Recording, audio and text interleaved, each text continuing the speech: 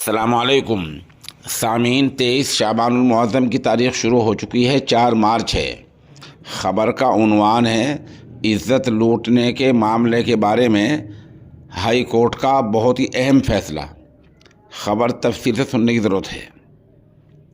High court کا کہنا یہ ہے کہ عزت لوٹنے کے عصمت دری کے معاملات رات دن بڑھ رہے ہیں۔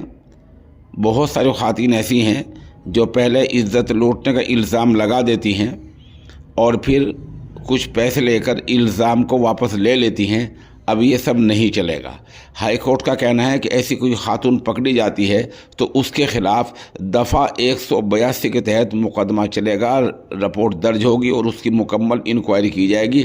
اگر پیسے لے کر سمجھوتا کیا ہے، ایسا کچھ ہوا ہے تو اس کو جواب دہ ہونا پڑے گا۔ یہ معاملہ ہریانہ کے چرخی دادری کا ہے۔ اس بارے میں ایک رٹ ہائی کورٹ میں داخل ہوئی ہے، جہاں 8-10 لاکھ روپے لے کر خاتون نے الزام واپس لے لیا ہے۔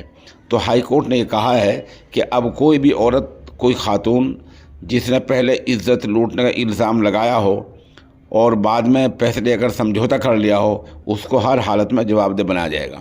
ہائی کورٹ نے کہا کہ ایسا کوئی معاملہ آتا ہے تو ایس پی یعنی پولیس کپتان خود جانچ کریں اور پھر ڈی جی پی کو اس کی رپورٹ پیش کریں، اور اگر کوئی افسر ایسا نہیں کرتا ہے تو اس کی رپورٹ میں یہ بات درج کی جائے گی کہ اس نے خلاف قانون کام کیا ہے۔